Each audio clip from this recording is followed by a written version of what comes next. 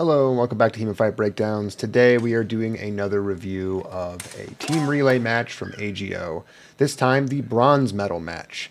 I don't actually know the names of the teams on this one, but instead what we're just going to do is go through and watch some really cool fights.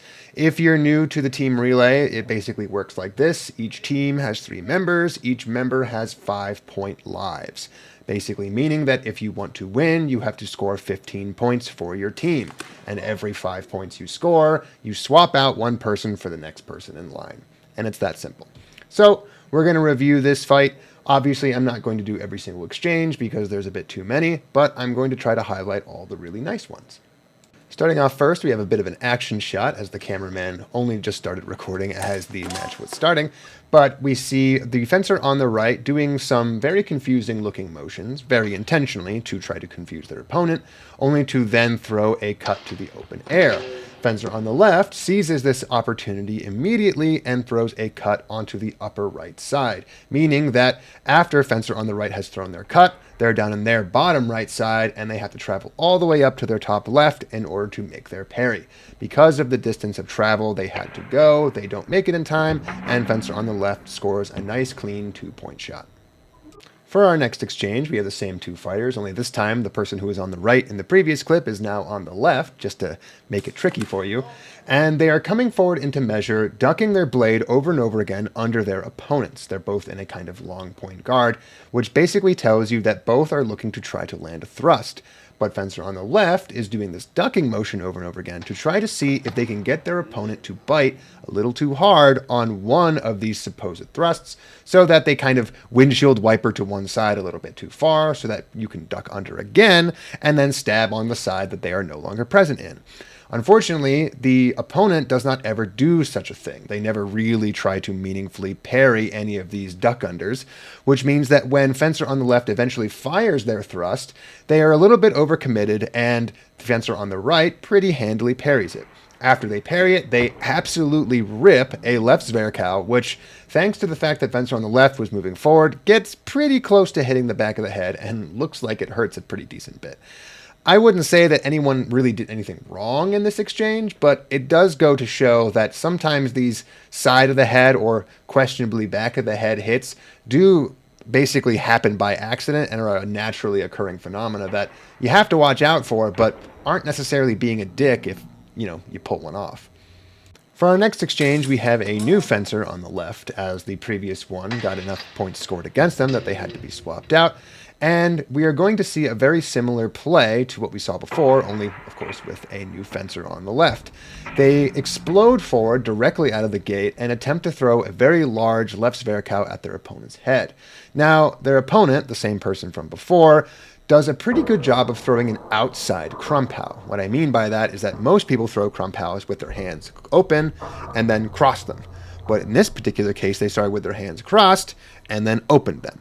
The only reason I make this distinction is because the crossed hand version of the Krumpau is a lot more common and a lot safer because it basically allows you to keep your right side forward, keep your distance, and it allows you to unwind pretty nicely into another follow-up technique. Opening your hands, on the other hand, can be a little bit more questionable because it generally requires you to go a lot further. It puts you in a rather compromised position, and it puts your point way off into nowhere land where it doesn't seem like it can do much. But in this particular case, that right side outside Krumpau does work out very well for fencer on the right. They managed to get the parry on the left Zverkow, and immediately after that, rip another big left Zverkow. And it once again comes pretty close to hitting the back of the head, again, because fencer on the left was so heavily committed forward that they kind of walked past their opponent, which inadvertently exposed parts of their head that they probably didn't want to expose. A great execution of both techniques, a great follow-up, maybe just a little bit spicier than most people would have liked, but at the end of the day, no harm, no foul, and another clean 2 points for fencer on the right.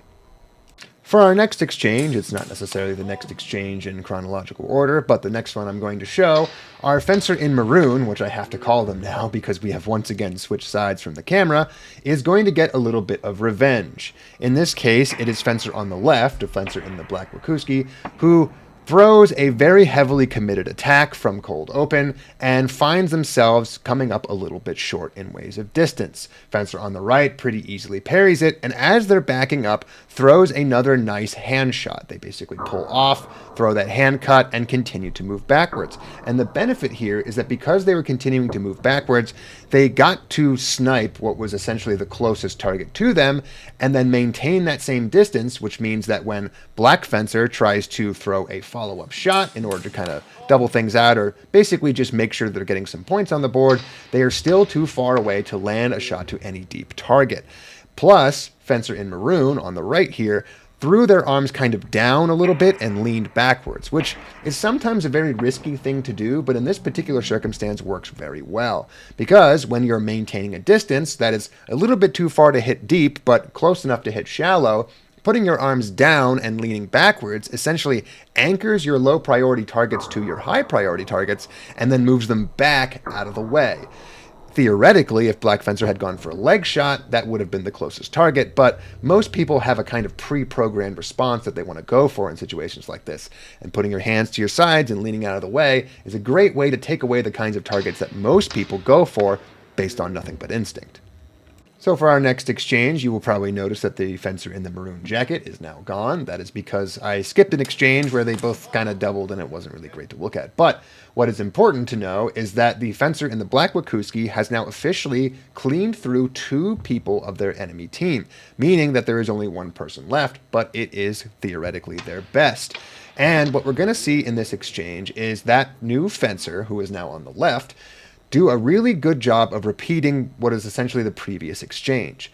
They're a little bit more of a patient Fencer, and they try to maintain a distance where they basically wait for the Fencer in the black Wikuski to overcommit to something, at which point they have a little bit of an exchange of blows that ends with the Fencer on the left, who has been maintaining that distance, getting a quick little cut to the hands and then backing again out of distance. This is a pretty key thing, not only because it seems like this Fencer in the black Wikuski has a pretty good idea of when to commit and has a pretty good commitment, but sometimes can get caught in a little bit of a distance game where their hands become vulnerable. But what matters most is that that was the last point that the Fencer in the black Wikuski needed in order to get swapped out, so now we are going to see a new Fencer from that team. For the next exchange, we see the Fencer in the green jacket, who is, of course, the final member of that team, fencing the second member of the team, now that the Fencer in the black Wikuski is out. And this new Fencer in the blue jacket, who is on the right, is much more passive than the previous one. And while normally in these team relays, each person in line is supposed to be of a higher HEMA ratings than the other, styles and matchups still very much matter. And what we're seeing now is that the slightly more passive second member of this team is basically playing the exact same game as the third member of this left team. And the problem with that is that it seems like the Fencer on the left right now in the green jacket has a slightly better understanding of how to play this game. In this particular exchange, they sit at this very, very tight distance where you're just a little bit too far away to hit anything good without a commitment, but close enough that it feels like there's a lot of pressure and there's a lot of incentive to attack. This Fencer in the green jacket is doing a great job of putting that pressure on his opponent and baits them into throwing an attack and having a kind of exchange of blows. They throw an attack that they overcommit to ever so slightly, at which point the green Fencer parries it and effortlessly throws a middle halve straight across the mask and hits Fencer on the right, despite the fact that Fencer on the right was actually doing a pretty good job of not committing too hard on their initial attack so that they could try to back out and immediately retreat after they thought they might have landed. Unfortunately, because of the superior kind of distance management that Fencer on the left has, they kept them at a distance where, despite the fact that they threw an attack that was properly distanced, they couldn't get out in time, which means that even though it didn't feel like much of an overcommitment, it is still technically an overcommitment as long as you capitalize on it. So for our next exchange, we still have the same 2 fighters, and this time Fencer on the left in the green jacket is going to have a little bit of an adaptation to the style change that this new Fencer on the right is showing. They are a much more defensive fighter than the previous one, and what that means is that this distance game can only necessarily last so long as the Fencer on the right continues to throw overcommitted attacks. So what the Fencer on the left does is utilize a concept I like to call delayed feinting. Basically, it's a very mind-gamey trick where if you notice that your opponent is always backing up and looking to parry every single time you come forward, what you have to do is throw a whole bunch of feints that are very, very confusing in a row. Banking on the fact that they're going to try to parry them all, they will essentially put themselves in a bad position, at which case you capitalize on the opening they created for you. And that's exactly what we see here. Fencer on the left in the green jacket continually throws these kinds of baited hand shots, and the fencer on the right constantly retreats out of measure and throws up a hard parry. That's because they're looking for an overcommitment from their opponent. However, what fencer on the left eventually does is throw 3 repeated feints in a row, basically keeping their sword tight to their chest and wiggling their sword back and forth towards their left and right sides. And what this does is it provokes the fencer on the right to try to parry these subsequent attacks that don't ever actually come. The result is that after fencer on the right parries a little too hard onto their right side, fencer on the left throws a right side cut, which manages to get through the guard and through the parry and tap their opponent on the head. After this, though, it's worth pointing out that the fencer on the right continues to try to parry rather than throwing a counterattack of their own. And what this shows you is that if you get yourself into a little bit too defensive of a mindset, you actually put yourself into a bit of a losing position because you're constantly looking for that validating feeling of a really good, strong parry before you throw your counterattack. If you don't get it because your opponent's never throwing anything of any real substance or commitment, you end up kind of windshield wipering back and forth over and over again, looking for that strong parry and never really finding it. So for our next exchange, we see another masterful use of feinting and baiting by the fencer on the right, who is in green.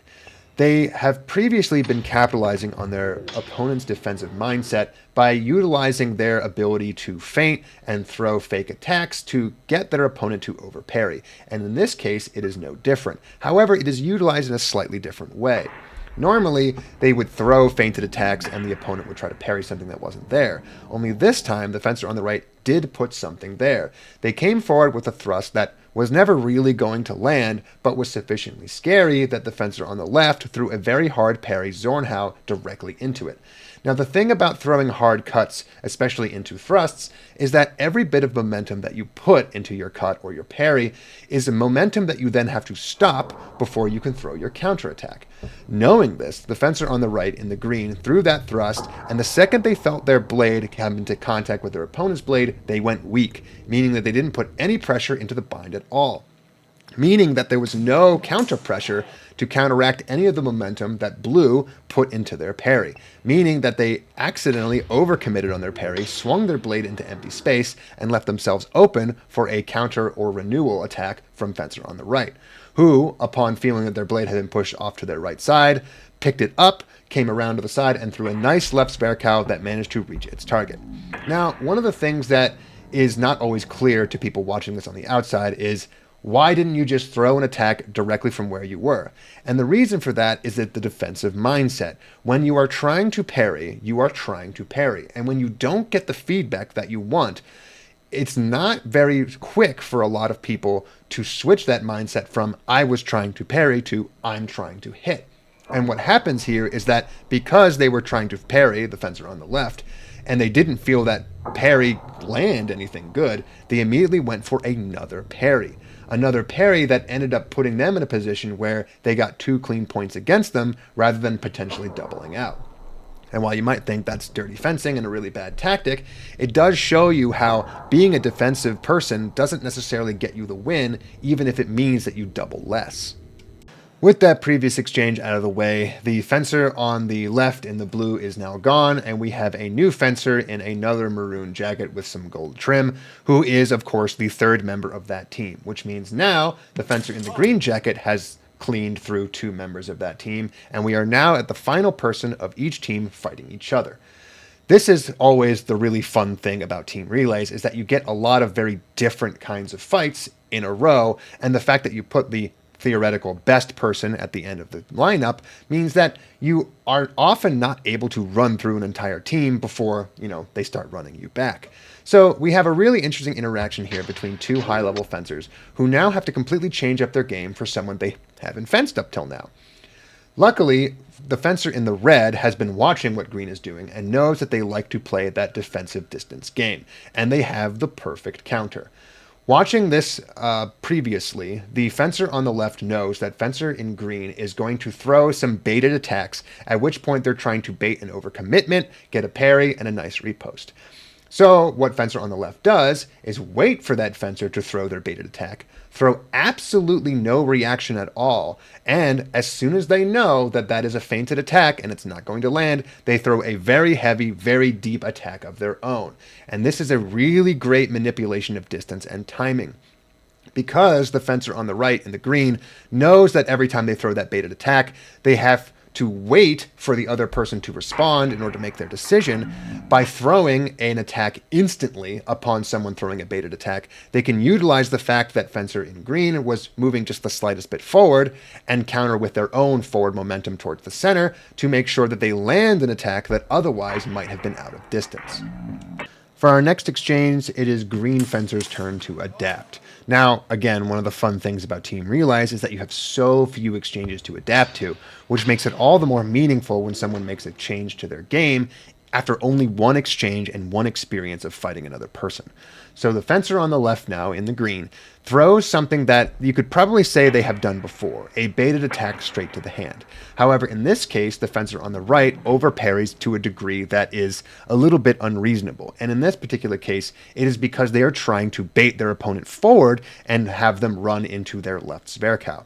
Now, the interaction that happens here is that immediately after fencer on the green's hand attack, which wasn't really meant to land, hits the cross guard of fencer on the right in the maroon, fencer on the right shoves their cron all the way up towards the level of their head and throws an immediate right Zwerkow. However, as that's coming up, fencer on the left counters that right Zwerkow by throwing a left Unterhau underneath at a 45-degree angle directly into their hands. And what that means is that the second that blade makes contact with that person's hands, they are essentially standing in a left hanging position. A left hanging position that is a perfect counter to the right Zwerkow that is currently coming right towards them.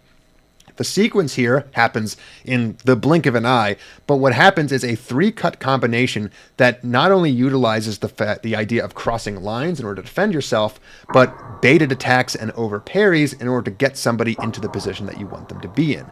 9 times out of 10, the thing that fencer on the right did would have worked against most people, and the only reason it didn't is because of that perfect selection of technique from fencer on the left. Now, this next exchange is not the last exchange, but it is the last one that I'm going to cover because, in my opinion, the actual last exchange wasn't very great looking. But this exchange is really good looking, and it does end up telling you kind of who the winner was. So what happens in this particular exchange is that the fencer on the left is still looking for their big high cron into their left Zwerkow, but the fencer on the right, in the green, is still doing a really good job of maintaining distance and using footwork feints to try to get their opponent into a trap. Now, if you watch the feet specifically during this exchange, what you see is every time right fencer moves forward, left fencer moves back. Every time left fencer moves forward, right fencer moves back. This is the nature of the kind of footwork war that happens in any good exchange. Now, what happens immediately after that is fencer on the right attempts a footwork feint, and it almost works. They move backwards, baiting their opponent on the left to move forwards, and as soon as they see them start to do so, they start making an attack of their own. And like I said, it almost worked. You can see just that little bit of hesitation from fencer on the left as they almost take a step forward directly into the attack that right throws. Luckily for them, either they saw through it or they just guessed right, and they don't move forward, which means they have just enough time to throw their classic cron parry into left Zwerk. Now, at the exact same time as this is happening, fencer on the right maybe understood that that attack wasn't necessarily going to land, and they had a pre-cooked counterattack in mind. The second they felt their sword hit the guard of fencer on the left, they threw an immediate left Zwerk. Now, one really fun thing about Zwerks is that there's such a thing as a counter Zwerk. A counter Zwerk is any Zwerk in which you get under the Zwerk of your opponent. And it's a really hard thing to do, especially with a right Zwerk. But as you see from this exchange, this is a perfect execution of a right counter Zwerk, particularly because the right Zwerk from the fencer on the left gets underneath of the Zwerk on the fencer on the right, and as a result lands into the neck or the head of the fencer on the right. And as their own Zwerg tries to finish, it can hit nothing but the sword of the fencer on the left because they are stuck in a right hanger position. As you know, from any hanger position, you are essentially guarding the upper right or upper left quadrant of your body. So if you can throw a Zwerg under someone else's Zwerg and make contact and then pose kind of in that hanger position, you're probably going to do a pretty good job of defending yourself from a Zwerg that might be coming at you at the same time. So a really great execution of a technique, and though, again, it wasn't the last one, the winner of this ended up being the team on the left with the maroon jacket and the gold. A really, really fun match between a bunch of different people with very different styles that can really give you an idea of how fun it is to see different stylistic matchups in rapid succession. And that, in a lot of ways, is what Team Relay is all about. So if you want to see more Team Relay footage, well, I don't actually have any more, but hopefully some other people make some team relays and, put them into their tournaments. But other than that, I will see you next week with another new video.